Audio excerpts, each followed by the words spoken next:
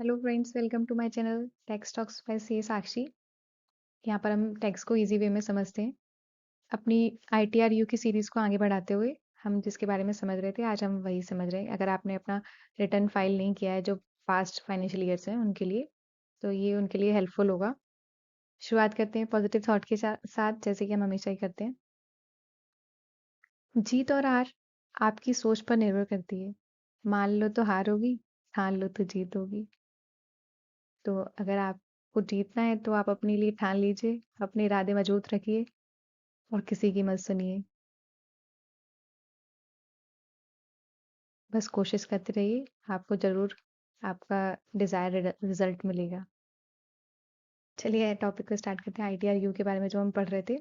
ITR-you के बारे में हमने ब्रीफ इंट्रोडक्शन लास्ट वीडियो में ले लिया था, जिसको उसका वो नहीं आइडिया तो प्लीज़ वो इसकी सीक्वेंस की फर्स्ट वीडियो देख ले। जैसे कि हमने बताया कि अगर आपके कोई करेक्शन या ओमिशन रिक्वायर्ड होता है तो वो हम कब कर सकते हैं? उसकी डेडलाइन मतलब आईटीआर-यू की कितनी होगी? एग्ज़ाम्पल के लिए अगर आपने अपना आईटीआर-यू असेसमेंट ईयर 23-24 के लिए गलत भर दिया या फिर मिस हो गया बिलेटेड या रिवाइज़ रिटर्न आपका, तो आप कैसे किस डेट तक फाइल कर सकते हैं उसके बारे में हम आगे समझते हैं। असेसमेंट ईयर फाइनेंशियल ईयर के बारे में जिसको नहीं पता प्लीज़ मेरी वेरी फर्स्ट वीडियो है इस पे बेसिक आप प्लीज़ उसको देख लीजिएगा।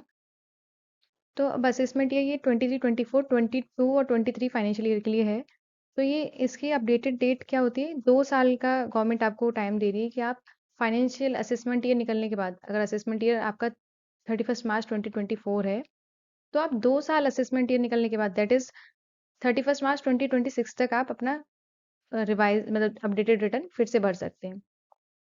ये कॉन्सेप्ट न्यू हमने स्टार्ट किया अभी मतलब जनवरी 24 से हुआ है, तो इसलिए काफ़ी लोगों को अपडेटेड रिटर्न के बारे में नहीं पता। कि आप ये पुराने रिटर्न भी भर सकते हैं।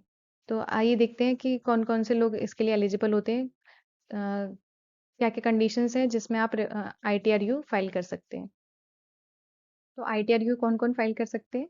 कोई भी पर्सन जिसकी अगर कोई गलती हो गई है इनकम डिटेल को जो उन्होंने लास्ट रिटर्न भरे हैं उसमें, लास्ट रिटर्न कौन-कौन से भरे हैं? ओरिजिनल रिटर्न की डेट हमने आपको बताई थी जैसे 31 जुलाई होती है। अगर किसी और को भी और डेट्स देखनी है लास्ट डेट क्या होती है तो इसके लिए आप डिटेल वीडियो देख सकते हैं। बिलिटी रिटर्न क्या होता है ये भी हमने बात की थी रिवाइज रिटर्न की भी बात की थी। तो इस इन तीनों में अगर आपने कुछ गलती कर दी है तो आप अपना अपडेटेड रिटर्न जो आप मैंने आपको बताया 2 years from the end of the financial year भर सकते हैं। और अपडेटेड रिटर्न किन-किन केस में आप भर सकते हैं? जैसे कि मैंने आपको बताया जिन-जिन लोगों ने रिटर्न नहीं भरा है और भरना चाहते हैं, तो सबसे पहले वो अपना रिटर्न भर सकते हैं। जैसे लास्ट फाइनेंशियल ईयर किसी को लोन चाहिए या किसी को किसी इन्फॉर्मेशन नहीं थी या वो टाइमली अपना नहीं भर पाया रिटर्न, तो वो भर सकते हैं।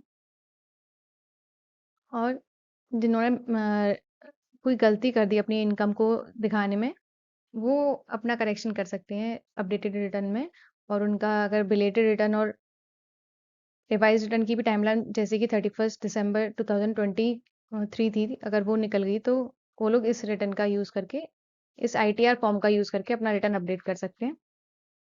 आपने अगर रॉन्ग हेड चूज़ कर ली इनकम की जो अपना पास्ट रिटर्न भरा है उसमें, इस पे भी मैंने एक डिटेल वीडियो मतलब छोटा-सा वीडियो ही बनाया है कि आप अगर देखना है किस-किस हेड में इनकम शो करते हैं, तो आप इसको भी देख सकते हैं। अगर आपने गलत टैक्स रेट यूज़ कर लिया और आपको अभी रियलाइज़ हुआ है कि आपने कुछ गलत टैक्स रेट आपने भर दी थी, तो आप इस रिटर्न का यूज़ करके अपना आईटीआर फॉर्म का यूज़ करके अपना रिवाइज़ कर सकते हैं। आपको अपना कैरी फॉरवर्ड लॉस आपको रिवाइज़ करना है, अगर आपको पता चला कि वो हमने ज़्यादा मेंशन कर दिया था, वो कम है, तो आप उसको भी यूज़ कर सकते हैं। अगर आपने अनएब्सॉर्ब्ड डेप्रिसिएशन ज़्यादा क्लेम कर लिया था, आपको रियलाइज़ हुआ ये कम है, तो आप उस केस में भी कर सकते हैं। अनअब्ज़ॉर्ब्ड डेप्रिसिएशन और ये टैक्स क्रेडिट ये थोड़ा टेक्निकल चीज़ें हैं, ये हम नेक्स्ट वीडियोज़ में अपने आगे वाले में चीज़ों में समझेंगे। पर इस चीज़ का एक ध्यान रखना होगा कि हाँ, कोई भी टैक्स पेयर है जो, वो एक ही अपडेटेड रिटर्न भर सकता है, एक फाइनेंशियल असेसमेंट ईयर के लिए। ऐसा नहीं है कि आप 2-3 बार रिवाइज़ रिटर्न की तरह भर दें। तो इसलिए आप जब भी आप आईटीआर-यू अपना फाइल करें, तो आप जो भी आप डिटेल्स करना चाहते हैं, एक बार में करेक्शन समझ के ही उसको क्लियर करिए क्योंकि आप उसको फिर और गवर्नमेंट चांस नहीं देगी। Thank you.